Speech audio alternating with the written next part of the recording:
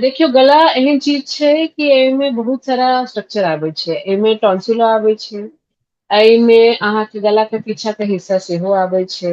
एहिमे खाद्य नली जे कहै छै, खाने के नली, इसोफेगस जेकरा कहै छै मेडिकल टर्म में, सेहो आबै छै। सांस लै वाला नली सेहो आबै छै। एहिमे अहाँके नाक के पीछे एकटा टॉन्सिल होइ छै जेकरा अपना सब एडिनोइड कहै छियै मेडिकल टर्म में, सेहो आबै छै।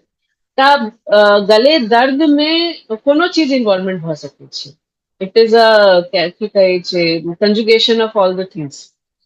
तो कतौ अहाँके अगर संक्रमण अइ, या फिर कतौ अहाँके ग्रोथ है, या कतौ अहाँके चोट है। अब गला एहन हिस्सा छै कि मुंह में आदमी बहुत सारा चीज लही छै, तऽ अहाँके चोटो लागि सकै छै एहिमे। तऽ अगर चोट है तैयो अहाँके दर्द भऽ सकै छै, या फिर इन्फेक्शन छै चाहिए तैयो अहाँके दर्द भऽ सकै छै। एना तऽ संक्रमण अहाँ जे कहबै तऽ बहुत बैक्टीरियल वायरल, तऽ ई सब तऽ सबके बुझले छै, कोनो नया बात नहि छै। कोनो नया चीज अहाँ खेबै ओहियो से अहाँके रिएक्शन भऽ सकै छै, ओहियो वजह से अहाँके दर्द भऽ सकै छै। या फिर चोट चपेट भेलै तैयो अहाँके दर्द भऽ सकै छै। या फिर चोट पर इन्फेक्शन अगर भऽ गेलै तैयो अहाँके दिक्कत भऽ सकै छै।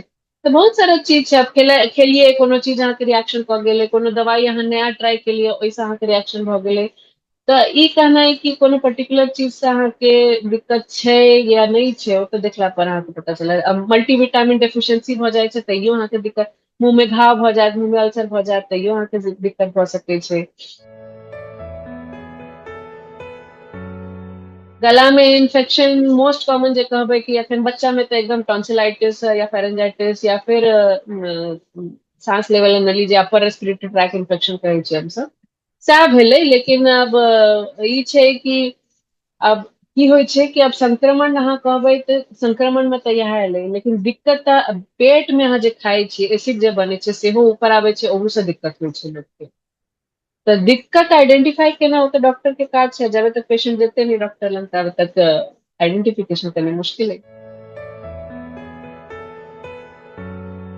गला में इन्फेक्शन के लक्षण देखियो अहाँके गला बंद बंद लागत, गला में दर्द हेतै, आवाज चेंज अहाँके भऽ सकैया, या फिर खाय में दिक्कत भऽ सकैया, या फिर अहाँके सांस लै में दिक्कत सेहो भऽ सकैया।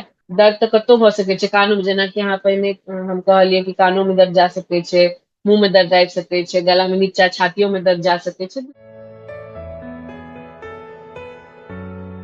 एना तऽ छै कि ट्रीटमेंट, जे चीज से अहाँके दिक्कत है ओहि चीज के इलाज करू। अगर अहाँके गैस्ट्रिक रिफ्लक्स है, बेसिकली खाना पेट में जे एसिड बनै छै से अगर ऊपर आबि रहल छै तऽ ओकर इलाज हेतै, या फिर अहाँके संक्रमण है तऽ ओकर इलाज हेतै, चोट चपेट लागल है तो ओकर इलाज हेतै, या फिर मल्टीविटामिन डेफिशिएंसी है, मतलब विटामिन के कमी है शरीर में, तो ओकर इलाज अलग छै।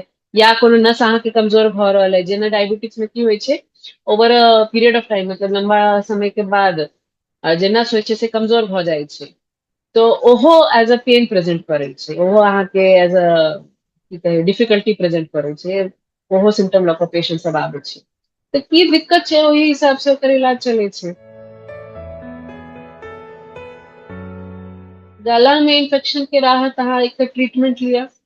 ट्रीटमेंट के साथ साथ अहाँ कनि देखियौ, आब ई डिपेंड करे छै, जेना आब सांस ले वाला नली में अगर अहाँके दिक्कत है, अहाँ स्टीम लिअ, हर 10 मिनट पर अहाँ गर्म पानी पीबू, बेसी तेज नहि बाजू, बेसी फुसफुसा कऽ नहि बाजू। खाय वाला नली में अगर अहाँके दिक्कत अइ तऽ मतलब बेसिकली ओकर इन्फेक्शन अगर अइ तऽ सॉफ्ट डाइट अहाँ लिअ, जेना खिचड़ी खाउ, जेना अपन ई खाइ छियै दलिया खाइ छियै अपना सब, या फिर बहुत आदमी के माड़ भात सेहो नीक लागै छै एहि समय मे। तऽ ई सब चीज खा के कनि सॉफ्ट, बेसिकली गला के आराम देबऽ के छै। अगर अहाँके टॉन्सिलाइटिस है, या फिर फेरेंजाइटिस है, या फिर एडिनोइडाइटिस है, तो ओहिमे गरारा बहुत नीक काज करै छै। या तऽ अहाँ दवाई वाला गरारा कऽ सकै छी, बिटाडिन के गरारा, या फिर अहाँके लग किछु नहीं है तऽ नमक पानी के, नमक पानी और गर्म पानी के जते अहाँ बर्दाश्त कर सकी ओकर गरारा करू, बहुत बढ़िया रिजल्ट आबै छै। जे अहाँ पचा सकै छी से अहाँ खा सकै छी। बस एतबे छै कि ठंडा चीज अपना सब कनी मना करै छी, तऽ ठंडा चीज अहाँ एहन नहि छै कि नहि खा सकै छी, लेकिन ओकर टाइम छै। आ फ्रिज से निकालू, कनी रूम टेम्परेचर पर ओकर लाउ आ फेर खाउ। फ्रूट्स दही और ये सब खा रहल छी तऽ कनि भोर में एकरा बेसी प्रेफर करू, राइत में अहाँ दूध लऽ सकै छी। तऽ वएह कनि टाइम एडजस्टमेंट छै, हम से कहब, ई नहि कहब कि एहि चीज के परहेज छै चाहे ई चीज एकदम मना छै। Vitamin C is a great source of क्या बोलते हैं, रिलीफ।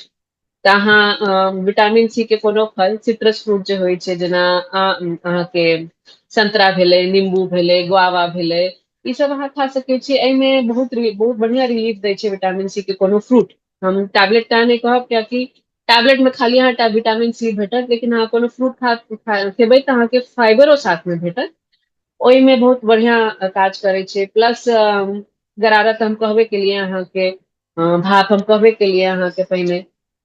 इएह सब छै कनी मनी चीज।